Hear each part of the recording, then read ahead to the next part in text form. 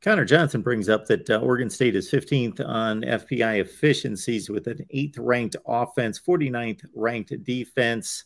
USC is number 4, 2nd ranked offense, 43rd ranked defense. It's in Corvallis, though. Yeah, it looks based on the metrics, and that's a very small sample size, but still looks like a comparable matchup for sure. I haven't seen the line, Matt. Do you know what the line on the game is? Yeah, it's USC by 6.5. And I think that's a lot of respect shown to USC based on, the Trojans have not been significantly tested in their first 3 games. And, obviously one pressure point for Trojan fans watching this game is, what happens when you get late into the 4th quarter? Like the USC has not experienced that really intense game pressure. I use a college basketball example every time I talk about the concept of game pressure.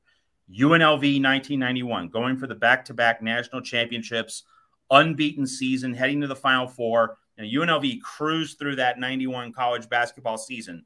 But when it got to that nitty-gritty final seconds, really tight game against Duke, you could see every UNLV player, get more nervous, didn't flow freely, bad shot selection. Like that is always my go-to example of when a team doesn't face game pressure for several games, lots of time, and then it gets into that really intense situation, what happens? So,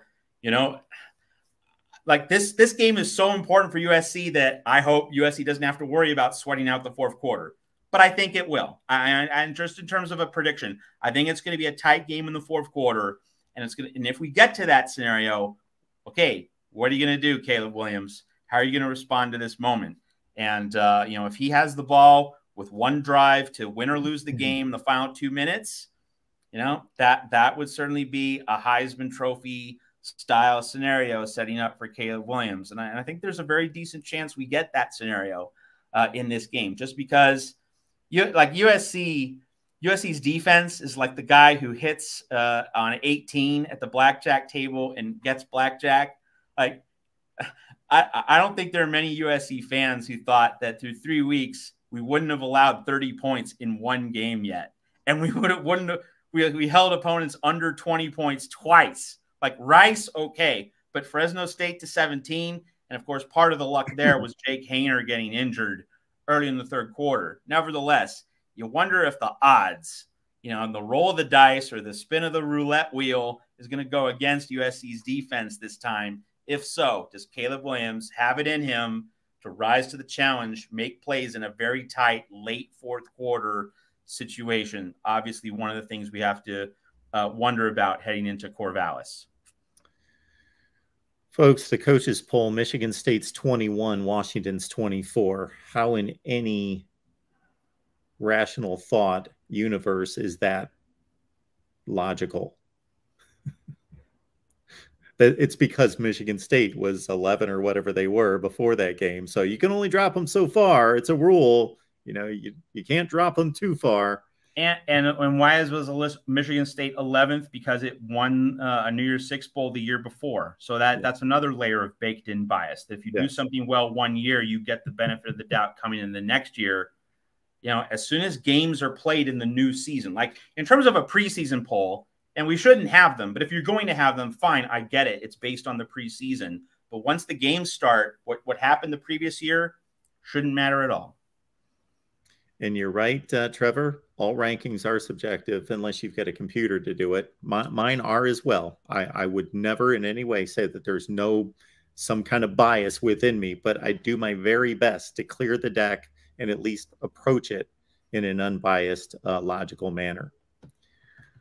All right, Matt, any parting shots on USC and Oregon State? This should be a heck of a game. I believe it's 9:30 Eastern, Pac-12 Network. Yeah, so I think if you're making a checklist in terms of keys to this game, and I'm not speaking from a USC perspective or an Oregon State perspective, just overall, like the biggest keys to this game.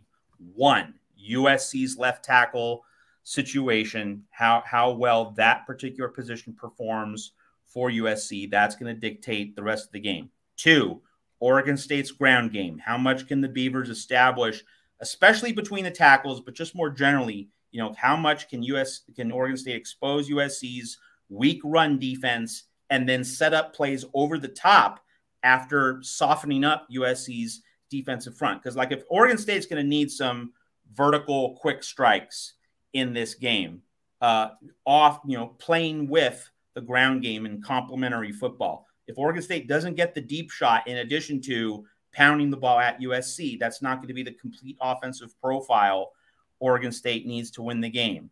Third, Caleb Williams on the road. This is going to be a daunting environment, or at least it figures to be. Corvallis, USC's historical graveyard. Is Caleb Williams, after getting a little taste of adversity last week, not handling the pass rush all that well, especially from his backside, is he ready to make adjustments and play his very best? USC is going to need Caleb Williams at his very best. He wasn't at his very best against Fresno State, but if USC gets the very best of Caleb Williams, it should win. But if he's not at his best and USC doesn't maximize possessions, then this game can slip away from USC. So those are like the three, I think, the feature headline keys to this game. USC left tackle, Oregon State ground game, Caleb Williams, how does he handle the moment? Those are the three ultimate keys to this game.